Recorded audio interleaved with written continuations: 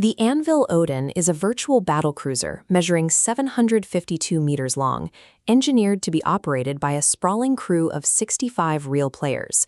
But you can't just click a button and buy it. To gain the privilege of spending $5,000 on this digital asset, prospective buyers had to write a formal essay applying for membership in an exclusive group called the Odin Founders Club. The catch is that the ship doesn't actually exist in the game yet. Buyers are exchanging thousands of dollars for what the gaming community calls a $5,000 JPEG, with no definitive timeline for when they will actually be able to fly it. This chart shows the total crowdfunding raised by Star Citizen. On May 24, 2026, that number crossed a historic threshold, $1 billion in ongoing development funds. To see what that means in practice, compare it to the traditional gaming market. If you take two of the most expensive games ever produced, Cyberpunk 2077 and Call of Duty Black Ops Cold War, their entire combined budgets are completely dwarfed by Star Citizen's capital. We are watching a distinct evolution in digital commerce. Companies are discovering that a finished product has limits, but a promise is infinitely scalable. Selling the anticipation of a digital world yields far greater returns than actually releasing one. God Imperium Games does have something to show for that money. Star Citizen currently exists in a playable alpha state, supported by a global workforce of over 1,000 employees building complex, seamless planetary physics systems. They are also buying mainstream credibility, hiring Hollywood actors like Mark Hamill, Gary Oldman, and Henry Cavill for their single-player campaign, Squadron 42.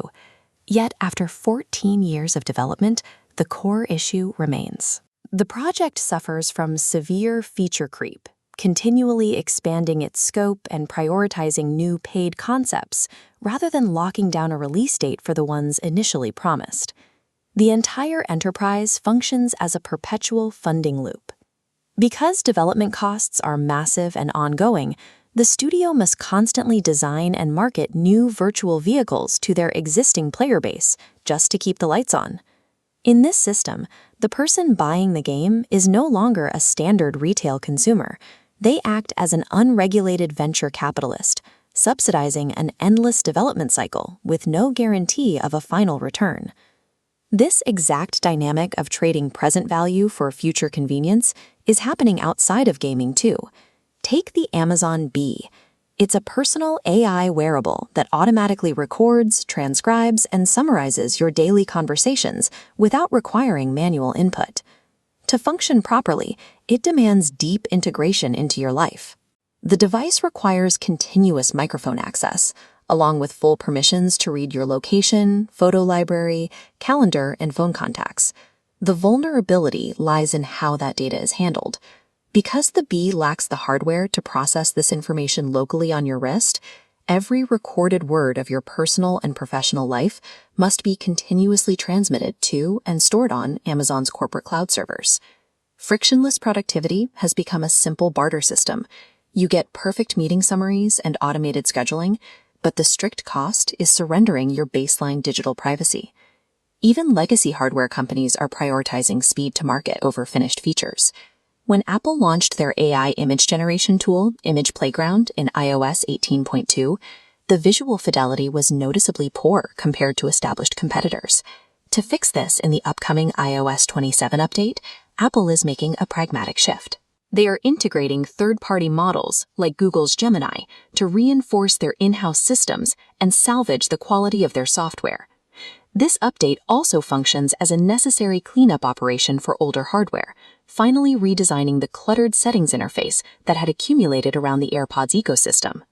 We are seeing a release now, fix later mentality take hold across top-tier manufacturers. The pressure to maintain an image of continuous innovation pushes them to ship half-baked software on premium devices. You pay full retail price for the device today, while unwittingly acting as a beta tester for software ecosystems that won't reach a polished, finalized state until years after the purchase date.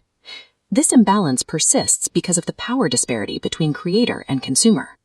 Recently, actor Nicolas Cage revealed that director Christopher Nolan stopped offering him projects entirely after Cage turned down a single role in 2002.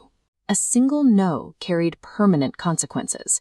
Cage lost the opportunity to star in the psychological thriller Insomnia, a role that was immediately handed over to Al Pacino. Consumers face a very similar anxiety when dealing with massive tech ecosystems.